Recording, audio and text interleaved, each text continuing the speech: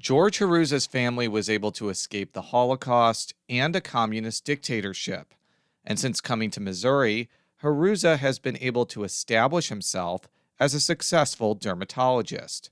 But can Hruza's compelling personal backstory catapult him to the Missouri State Senate?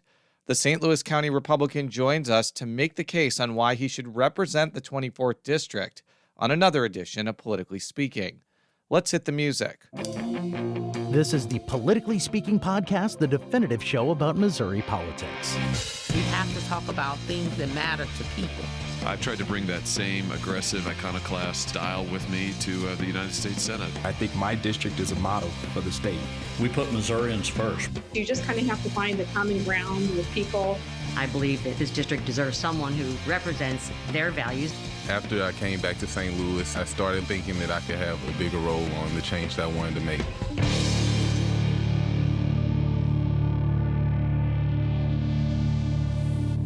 And welcome to Politically Speaking. I'm your host, St. Louis Public Radio's Jason Rosenbaum. Sarah Kellogg is deeply immersed in the special session this week, so I am flying solo with our guest today. He is the Republican nominee in Missouri's 24th Senatorial District, George Hruza. Thank you so much for joining us today. So, who are you, and why does Missouri politics interesting enough for you to run for the Missouri Senate? Well, I'm Dr. George Hruza, and my story really starts all the way back to Second World War. I'm a son of a Holocaust survivor. My mother survived the Holocaust. Her family, both parents and all four grandparents, were killed in Auschwitz. She survived. She was liberated by Patton 71st Infantry, May 4th, 1945. So without the Americans, soldiers' bravery and compassion, I wouldn't be here. So I have a great sense of gratitude to the United States. I grew up in communist Czechoslovakia, and ultimately we escaped from there to come to the United States. And both my parents and we initially arrived with a suitcase and pretty much nothing else, living in a 4-story walk-up studio apartment in New York City. And ultimately my parents became physicians. I became a physician. My sister became a physician. I became a dermatologist and ultimately president of the American Academy of Dermatology and Missouri State Medical Association, which wouldn't be possible in any other country in the world. When did you decide that it was the right time for you to jump into this contest? Well, I've not been comfortable with the direction we've been going. I grew up in that socialist system, which is a very tightly regulated world where everybody's equal but equally poor, except for the elites, as well as a world of indoctrination, censorship, terror. Now, I'm not saying that is what's happening quite here, but some of the tendencies that this country's been going in on both sides of the aisle, really the extremes, really has got me very worried about us heading in the wrong direction. The United States is the land of opportunity, and I've had that opportunity, and I want to really make sure that my kids, your kids, all of our future have that opportunity going forward.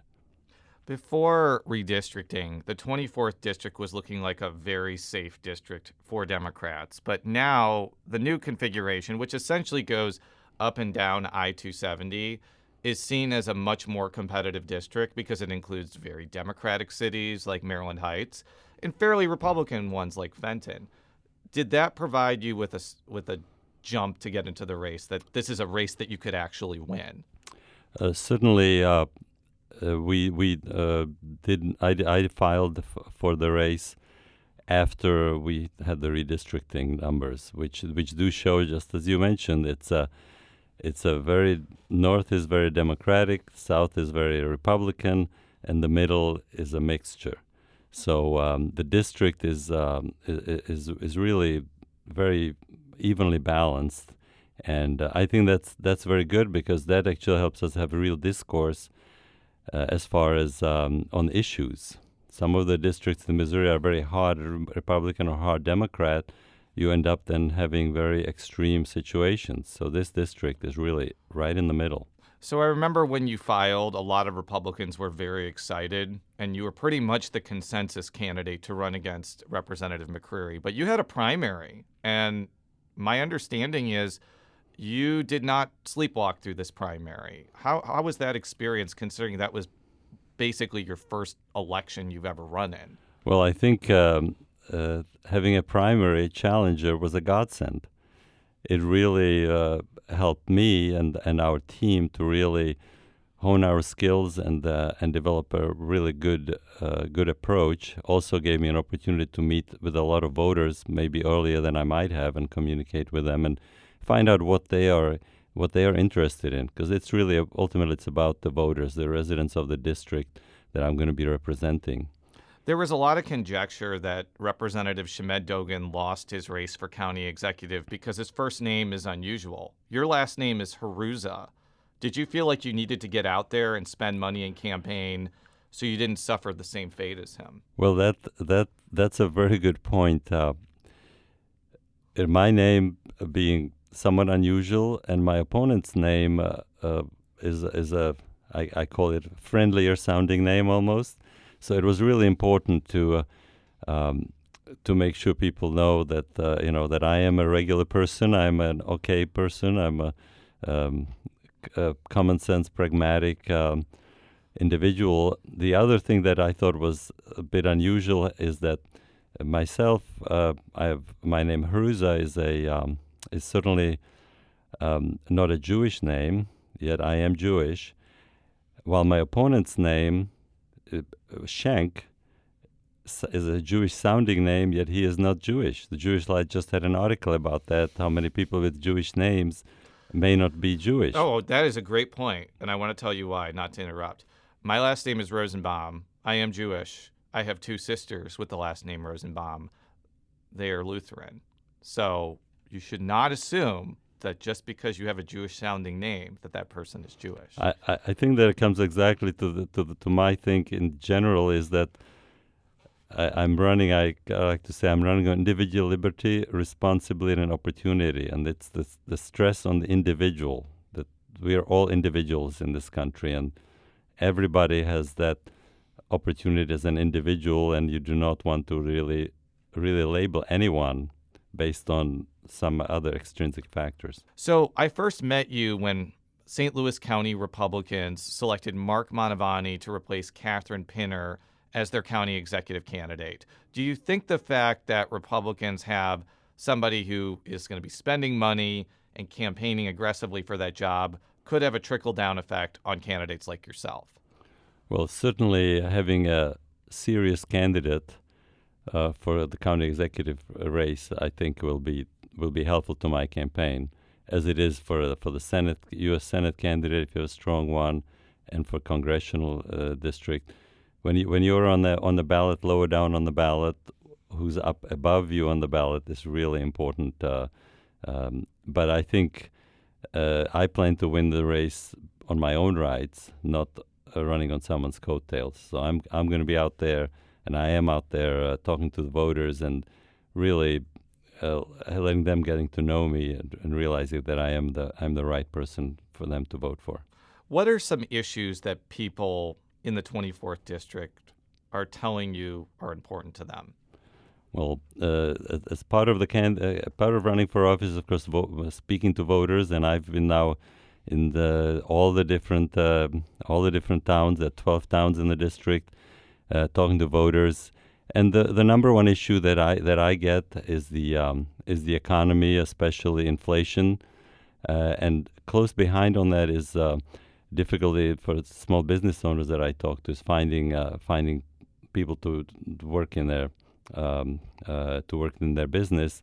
And I experience that. I take care of skin cancer patients, and I find that I cannot find enough staff to take care of all those patients. I had to cut my schedule back, not because of lack of patients, but because we just cannot get staff to come to work.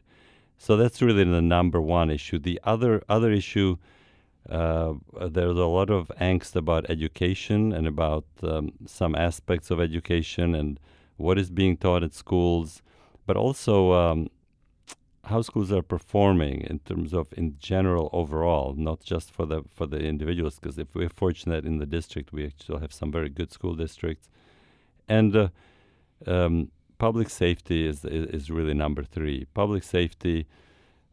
We had a significant uptick in property crime, primarily in my district, but often when you start with increased property crime, ultimately that will follow with some more serious crimes, and so I think it's really important for us to address public safety. Now, you're not in Jefferson City right now, but as we're recording this, which is on September 15th, 2022 at 9:49 and 58 seconds, lawmakers are debating tax cuts and how to cut taxes. I think one of the ideas that the governor wants is to accelerate an existing tax cut so that people in Missouri would pay 4.8% instead, I think, 5.4 or 5.3%. Now, again, I know you're not in Jefferson City. You don't have the bill in front of you. But what do you think of the overall conceptual idea about cutting the income tax? Well, I think taxes have one purpose is to generate revenue, but the other purpose is taxes also are used to incentivize behavior. If you reduce the marginal tax rate, which is what this legislation would do, that incentivizes behavior such as more entrepreneurship, more work. People will work a little bit more if they get to keep more of their own money that they have earned. So I'm a big believer in keeping the tax burden on Missourians as low as possible so that they can do they are better equipped to know what to do with their money. One of the things that has been striking to me when doing some of the math, and I'm a journalist, so math is usually not my strong suit, is that the benefit of this particular tax cut really seems kind of underwhelming. My wife and I make a little over $100,000, and we would get about a $700 benefit from lowering the income tax, which is not no money, but that doesn't even pay for a month of daycare. It may pay for 2 or 3 trips to the grocery store. If you make less money than that, you're going to get even less than $700.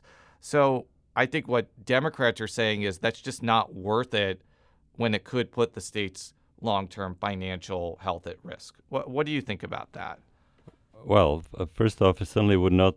I certainly trust that if they're going to doing the tax cut, that they're going to make sure that there is sufficient resources to do that. Certainly, the government now has the biggest budget surplus they've ever had. So I think they will. I'm sure put also in measures in so that if the revenue isn't there, that the tax cuts as they graduated will not come through.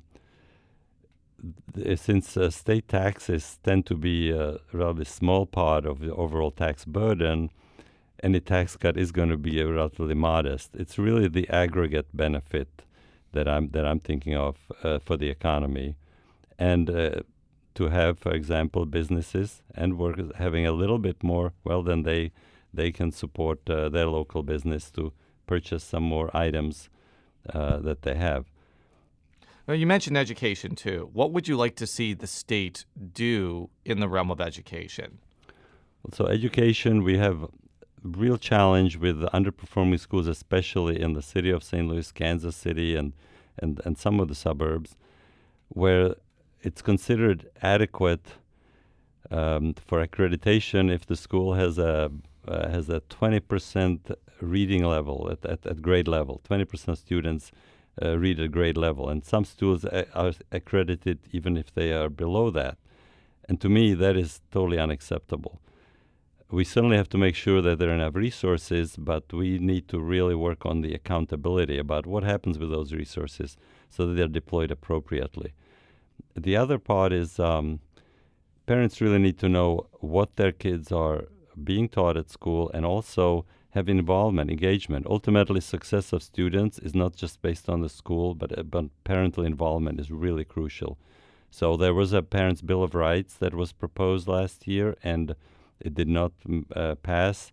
I certainly would be supportive of that that type of legislation, as well as I am a proponent of having choice in education. My kids went to Ladue, to MICDS, to Visitation, to Saint Gerard Magella, all very good schools, and we were able to do that. 90% of parents don't have that choice. They have to go to whatever school that their child is assigned to. So I do think that they should have the choice as well to go to a school which works best for them, for their family, and for their student. Well, let's drill down on both of those things a little bit more. So when you say that there should be more choice, there's currently like a tax credit program that allows for private entities more easily to do scholarships so people can go to private schools. Would you like to see that expanded? Would you want to see like direct state money going to vouchers so people could use that for choice? Like what would you actually want to see from a practical standpoint? I will tell you one of those. My thing would be all of the above. So you would have possibilities, as you mentioned, scholarships. Also, though, there's the foundation formula, which was fixed this year, where it had been that charter schools did not get equal balance to public schools. So that has been fixed. I would want to expand significantly the access for students to access charter schools beyond the very limited areas where they can do that. And as far as the Parents' Bill of Rights, you're talking basically about making sure parents know about the curriculum, guest speakers, sort of what's going on in their school, correct? Correct. That Parents' Bill of Rights just makes sure that parents know it's really transparency, so that parents know what is going on, and then they can make the choice if they feel that some things may or may not be appropriate for their children to be exposed to. I think that you probably listened to the episode with Representative McCreery. What she's saying is that voters are not huge fans of the state government providing like a top-down micromanaging approach to school districts. Are you hearing sort of the same thing when you're going door to door? Well, I agree that in general the government should be devolved to the lowest level, so that school decisions should be made at the local level as much as possible. The state government should get only involved when there are real problems there. So, for example, I would think the state government should be involved in what's happening in the city of St. Louis, where the schools are underperforming, because the state government does have a responsibility to make sure that the kids there get a good quality education. So if the local government entities are not able to do it, then the state government should come in. But I do agree with Representative McCreery that whenever possible, decisions should be made locally. Yeah, because I think the concept of a Parents' Bill of Rights that simply provides like information to parents, while I'm sure that there's some pushback against that, I would not say it's as controversial as saying, well, you can't teach certain diversity curriculum in schools, which I know is kind of like colloquially called the critical race theory issue, but a lot of lawmakers want to go well beyond specifically critical race theory and ban any sort of diversity curriculum. Based off that answer you gave, I'm guessing you're less comfortable with things like that on a state level? So I don't believe the state should be mandating very specific items of curriculum. That is ultimately for the school boards to decide. But I do think parents should know what is being taught, and they should certainly have the option to opt out if they feel, you mentioned critical race theory, if they feel uncomfortable or they really feel. I feel that schools should be teaching students how to think and not what to think, and that is where I feel that it's really those kinds of what I call social engineering issues ideally should be really discussed mostly at home.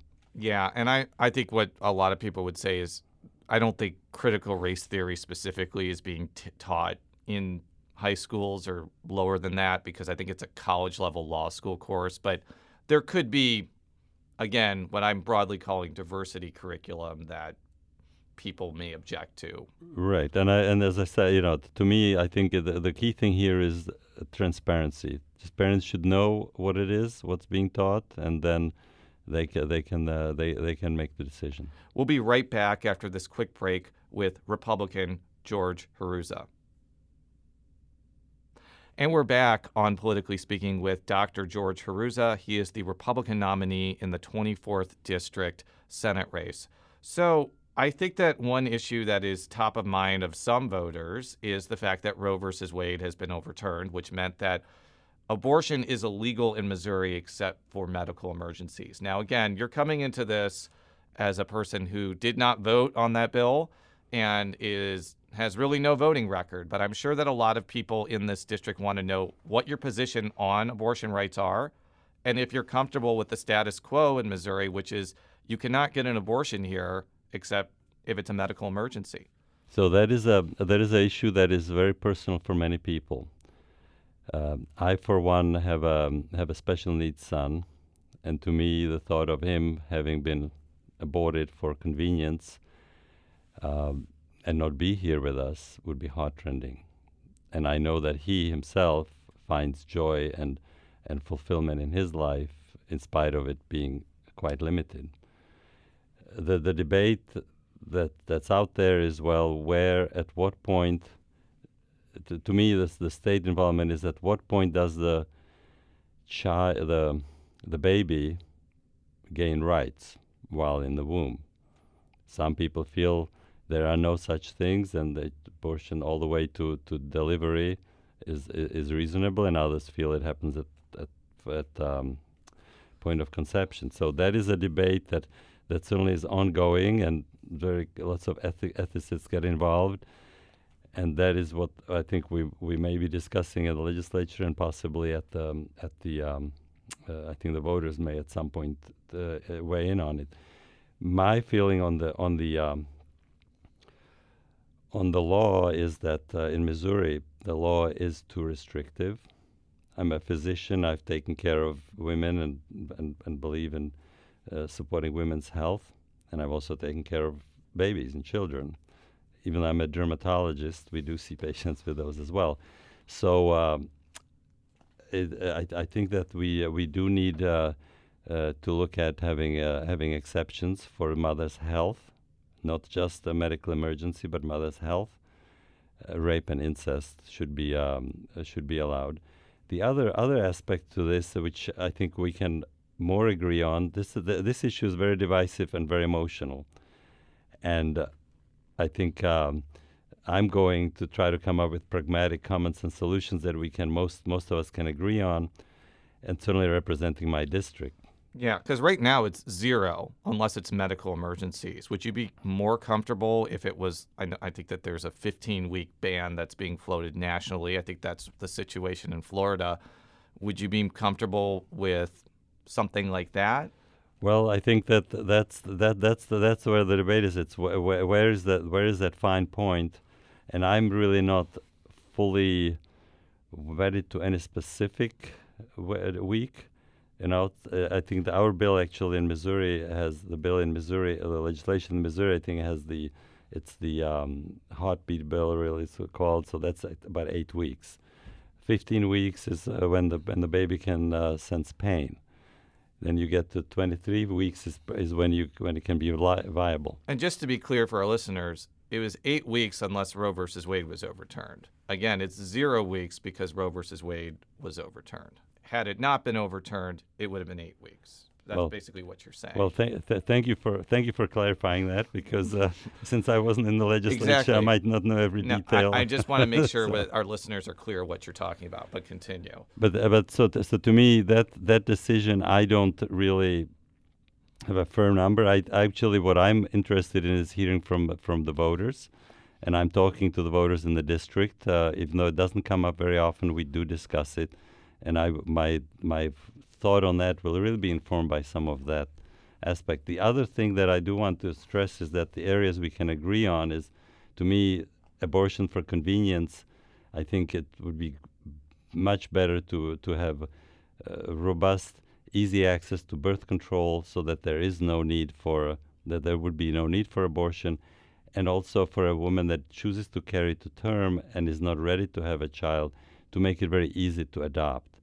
And finally, that we have this limited postpartum care that's available in Medicare, and I would support expanding that to 12 months from the current 60 days. There's some conjecture that this issue is going to energize supporters of abortion rights and make it harder for people like you, who are Republicans, to win races. Are you seeing that dynamic when you're campaigning for this job?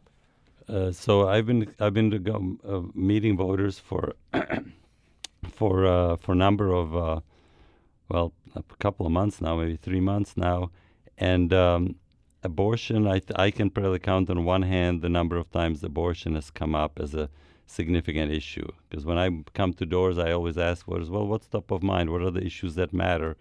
And it really comes up very rarely. Now, you mentioned that another issue you're hearing is about public safety, and I saw on your website you're against, quote unquote, defunding the police. What do you mean by that?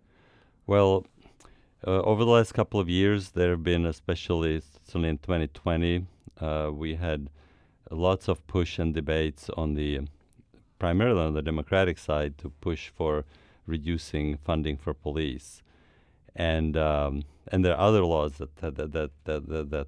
that are also a problem has to do with no bail laws and no cash bail laws and such, as well as not having prosecutors really executing on their duty of actually enforcing the law. So the number of forces that have combined to really, in my opinion, leading to a significant increase in crime. So I don't think defunding or reducing funding for police is the answer. The other aspect is, so if you go to support the police, fully fund them. Kansas City tried to defund the police, and that's one setting where the state, for example, needed to step in to keep that from happening.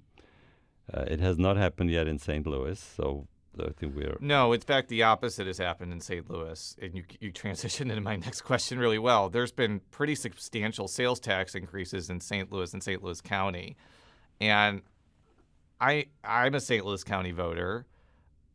I don't think crime has noticeably gotten better since we have invested tens and tens of millions of dollars into public safety.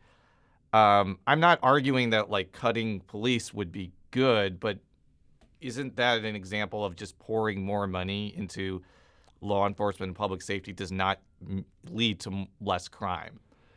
So it's a multifactorial. I mentioned the multifactorial issues that are involved. So you do have to fully fund the police, and you also have to make sure that the policing you execute is appropriate. But to me, fully funding police also means having enough police officers. So I'm a big subscriber to what I was in New York when Rudy Giuliani was mayor, and he was able to drastically reduce crime with Chief Bratton, because they had the broken windows policy. So that means policing where you really enforce the laws across the spectrum, because minor crimes, if they are not enforced or dealt with, then leads to more serious crimes. The other aspect of criminality has to do with that the vast majority of crimes are caused by very few individuals, and vast majority of those tend to be repeat offenders. So if you have someone commits a crime and they get a slap on the wrist and they're sent back out on the street to commit more crime, that does not improve the environment, and that is where the prosecutors come in and no bail laws. We don't have a no bail law in Missouri, which is great, but we do seem to have the prosecutors seem to abuse their discretion of enforcing crimes. So I think that the reason why ideas like defund the police have come about is that there has been this nationwide focus about the relationship between police and African Americans, and this belief that this relationship has been frayed and broken for a long time. What would you want to do as a legislator to engender more trust between law enforcement and Black people? Well, that's a great question. I had the opportunity to at the Back the Blue event last weekend. Ann Dorn, Captain Dorn's wife, who was killed during the looting and rioting in downtown St. Louis, defending a friend's shop. And I can tell you that on that side of the fence, and also the fact that the vast majority of violent crime is perpetrated on members of the African American community and other underrepresented groups, that they as a group are not in favor of reducing police. They want more police presence in their communities, because those are they are the ones that are the most hurt and affected by the crimes, so by the criminals. So I don't think they as a group feel that way. There are, as in any profession, there are going to be bad apples, and so that's really important to root those out, because anytime you have those terrible incidents that happen like that, they then, of course, feed that narrative that somehow all police are bad. We have that happen in medicine too. A physician does something bad, well, it reduces trust in all physicians. So we do have to. I think the way to reduce that problem is, one is not to demonize the police in the media, because that is, again, because of one bad cop or two bad cops, you paint the other hundreds of thousands of cops that really do a good job. And my experience with police has been, in Czechoslovakia, they were there to terrorize the population. You wouldn't go to police for help because they were there to keep you in line. Well, in the United States, I've experienced them as public servants. I think so. Training and also community policing, very important. The key thing is for the police to actually get out of their squad cars and walk the beat to really get the community to be comfortable with them. And I think that one of the endemic issues, even in the 24th district, is this belief that some of the departments engage in racial profiling for traffic stops. There's a report that's done every year, but there's not really like anything that is done if it's found that a department engages in racial profiling. Is that something that should be looked at, that there should be some punitive penalties against departments that are not doing their jobs? Certainly, if there is a racial profiling going on, that is totally unacceptable. I mean, I believe in a colorblind society in every aspect. So, if there are issues where there is actually racial profiling, then that would be to me that's a big problem. I have a couple more questions about the campaign. Why do you think that you would be a better senator for this district than Representative McCreery? Well, so I've lived in the district for 29 years. My kids have gone to school in the district, so I know my district and what the and I'm also about what the voters and what the issues are, so I can bring that to represent them very effectively in Jefferson City. I'm not a career politician, which is really important. If I don't know if you follow the news about the dysfunction in Jefferson City and about things that are not getting done, I'm going there to get things done, and I also don't have a personal agenda, because I've had a great career. I'm not looking to be a career politician. I'm going there to serve the citizens of my district. I've taken care of patients, thousands of patients in the district over the years, and so I'm really want to be able to expand that to really impact help all of Missouri, especially in the area of healthcare, where I feel that my living in the real world, my experience in the real world, also being a businessman has helps me to know how you create jobs. What does it take to create jobs and keep a business going? And I think sometimes in Jeff City, just like in D.C., they forget what's happening at the ground level. So your opponent released a TV ad that was pretty general recently, but it would not surprise me if the messaging against you is that you're just going to do whatever and I'm using this word in their words, not mine, crazy Republican extremists in Jefferson City, you're just going to do whatever they say. I want you to preemptively respond to that. Well, I can tell you, I'm my own man because I am not a career politician, and I do have a separate life. To me, I'm going, and I don't know anybody any favors. I'm going there to do what's right for the residents of Missouri, and when people ask me, well, what kind of Republican are you? Because that does come up, and I do say I view myself as a Reagan Republican. And not only because of the fact that he liberated Czechoslovakia, even though that does, I credit him with liberating Czechoslovakia by having Soviet Union collapse. But to me, that kind of encompasses about where I am at, and I'm certainly not answerable to any party position, especially if it's all the way on the extremes. I'm a pragmatic, common sense individual. So this is pretty much the only competitive state Senate race in the state, which means both parties are going to pay very close attention to it, and there could be a lot of money and manpower that goes into making sure this district is won by either side. How does this change this race for you? Well, for me, it's actually very exciting because I've been president of 5 organizations, and the ones that I found the most satisfying is the ones where it was actually the most competitive race, because I've run those races. I know it's not public office, but it focuses you more so that and also makes sure that I know what my district needs, what the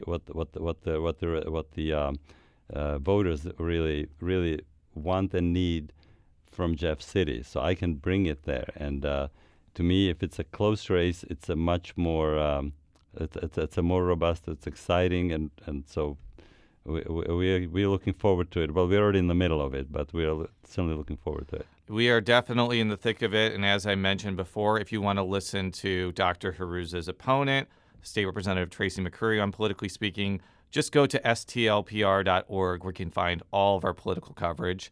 Politically Speaking is a product of St. Louis Public Radio, which is a part of the University of Missouri St. Louis. You can follow me on Twitter at @Rosenbaum. And how could people find out more about your campaign, either on the internet, through carrier pigeons? I'm trying to think of some other jokey communication dissemination device, but just how can people find out more about your campaign? Well, it's hruzaformissouri.com. Hruzaformissouri.com will take you to the website, and we also on Facebook with the same moniker. Thank you very much, and until next time.